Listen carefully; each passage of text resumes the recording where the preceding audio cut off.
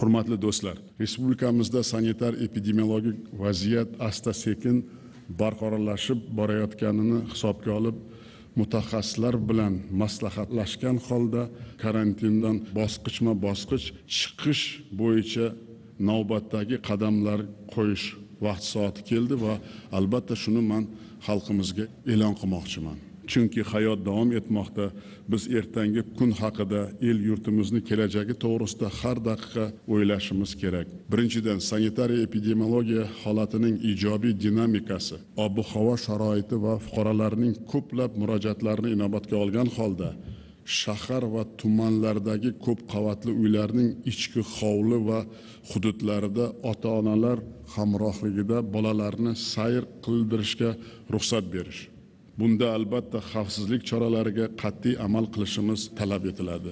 Ichki ishlar vazirligi, Milliy gvardiya ushbu topshiriqning ijrosini so'zsiz ta'minlash choralarini ko'rishi shart. Ishchi guruh Toshkent shahrida bu ishlarning namunali tashkil etishini nazoratga olish kerak. Albatta bu masalalarni ko'proq hozir katta shaharlarimizga, Toshkent, Samarqand, Farg'ona, Qo'qon, Quvasoy, Andijon, Namangan, Termiz, Buxoro va hokazo. Hamma shaharlarimizga topshiriq bo'ladi. Nimaga desangiz, odamlar ham charchadi, ayniqsa yosh bolalarimiz juda charchadi. Juda katta iltimoslar bo'layapti. Men o'ylayman, bu to'g'ri iltimoslar. Ikkinchidan, pishib yetilgan qishloq xo'jaligi mahsulotlari nobud bo'lishining oldini olish maqsadida aholi talablaridan kelib chiqib, fermer va dehqonlarimiz tomonidan yetishtirilgan meva-sabzavot, polis va ko'kat mahsulotlarini joylarga yetkazish va sotish uchun viloyatlar aro va shaharlar aro qatnovlarni amalga oshirishga ruxsat berish lozim deb o'ylayman.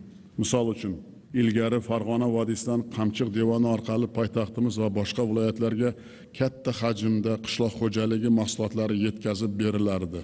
Hozir esa devondan o'tish yo'li yopib qo'yilgan. Yoki Samarqand viloyatidan Qoraqalpog'iston Respublikasiga, Zarafshon shahriga va boshqa hududlarga ham ko'plab qishloq xo'jaligi mahsulotlari olib borilar edi. Bu ishlar ham hozir to'xtab turibdi. Shuning uchun komissiyasiga qishloq xo'jaligi mahsulotlarini joylarga yetkazib berish bo'yicha 24 soatlik uzluksiz ishlaydigan tizimni tashkil qilish topshiriladi.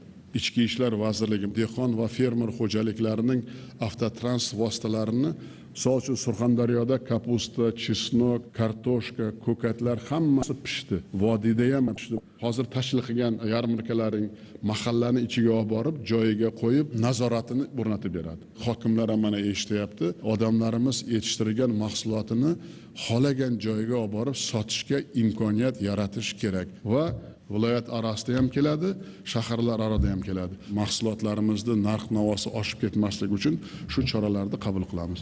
Shu dehqonlarimiz buni juda katta intiqlik bilan kutyapti desak, bu ham adolatdan bo'ladi. Davlat soliq qo'mitasi, Bosh prokuratura, Ichki ishlar vazirligi sotish uchun olib kelinayotgan qishloq xo'jaligi mahsulotlarini joylarda aholi talab va ehtiyojlaridan kelib chiqqan holda savdo maydonchalari va yarmarkalarni yo'naltirib beradi.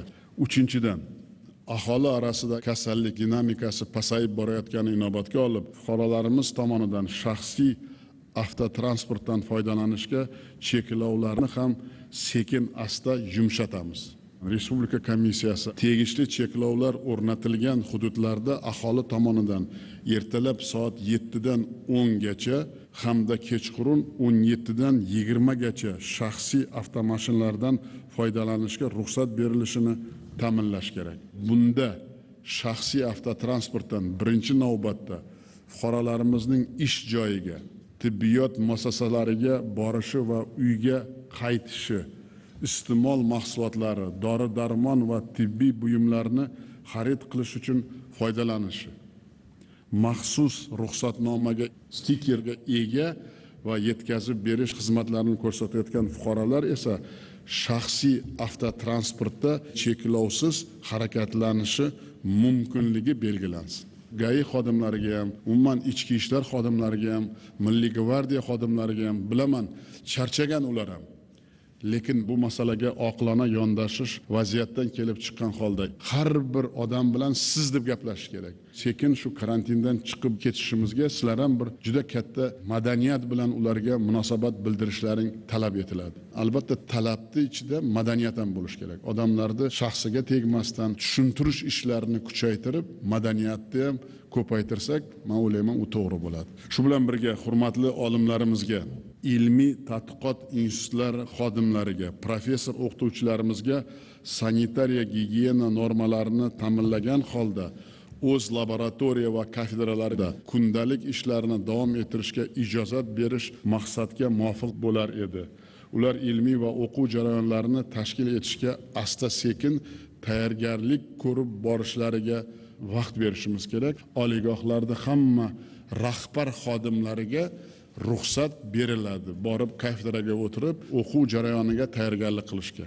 Albatta, vaziyatimiz yaxshilanib, ijobiy tomonga o'zgarib borishi bilan 10-maydan keyin biz karantin rejimini bosqichma-bosqich yumshatishga qaratilgan ishlarimizni yanada dadilroq davom ettiramiz. Mana shuni butun xalqimiz bilish kerak. Albatta, har kuni biz tahlilda, biz har kuni mana shu epidemiologik vaziyatni nazorat qilib, bugun sal yengillik berganimiz bu bejiz emas. Bu juda katta yo'nalish. Lekin takror aytaman, hamma joyda sanitariya talablariga amal qilish birinchi darajali masalaligini hech kim unutmash kerak. Birinchi darajali. Mamlakatimizda pandemiyaga qarshi kurashish borasida o'tgan vaqt mobaynida muhim tajriba ortildi. Endi ana shu tajribadan yuqumli kasalliklarni oldini olish va ularga qarshi kurashish, sanitariya gigiyena qoidalariga qat'iy amal qilish hamda tibbiy madaniyatni oshirish yo'lida samarali foydalanishimiz zarur. Ta'kidlab aytaman, agar bu talablarga barchamiz qat'iy amal qilmasak, shuncha qilgan ishlarimiz, ko'rgan chora tadbirlarimiz zoya ketishi hech gap emas. Intizom bilan, talab bilan mana shu men aytgan yumshatishlarni bajarishimiz kerak. Bu ham odamlarga ancha yengillik bo'ladi.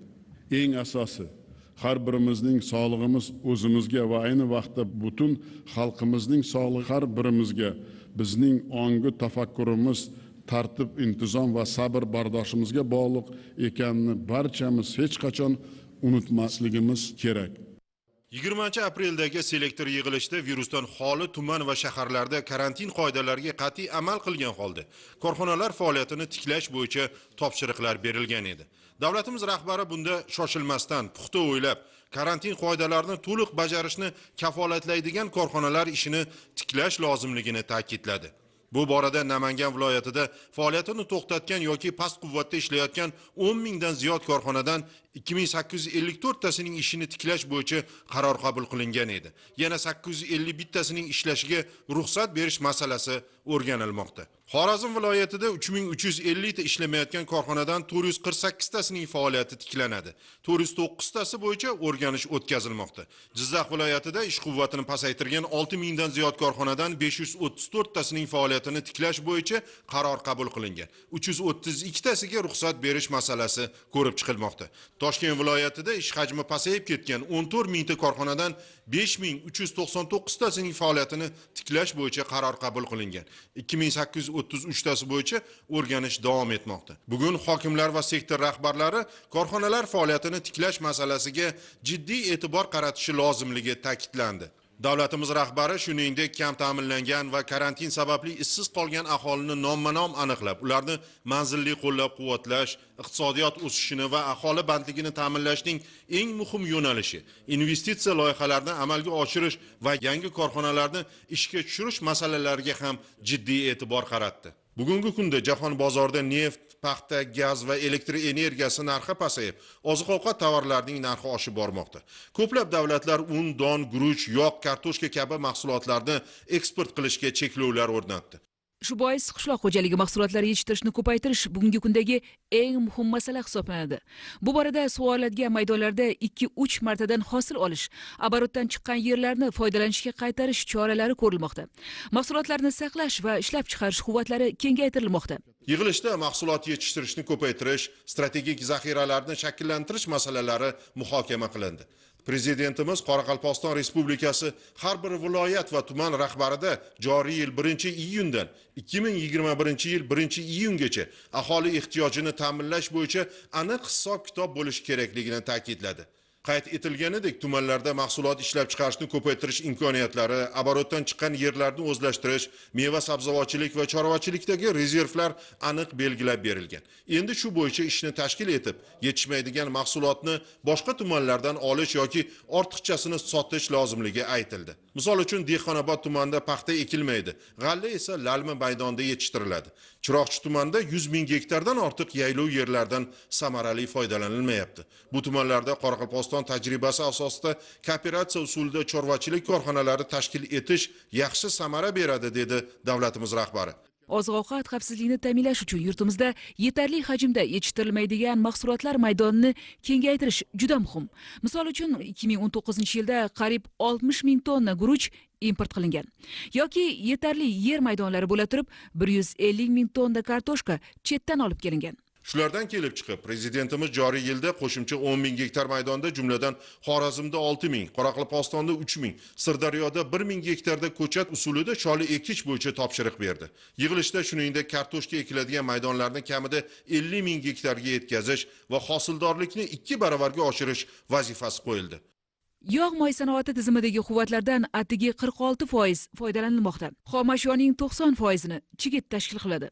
Shu bois videoselektor yig'ilishida 22 ta yirik yog' moy korxonasiga oborotdan chiqqan 50 ming gektar yerni biriktirib, soya, mahsar, kungaboqar kabi moyli ekinlar yetishtirishni yo'lga qo'yish, ulardan mahsulot ishlab chiqarishni 40 ming tonnaga yetkazish zarurligi ta'kidlandi. Bu yil g'alla hosilidan 735 ming tonna bug'doy fermerlar ixtiyorida qolishi e'lon qilingan.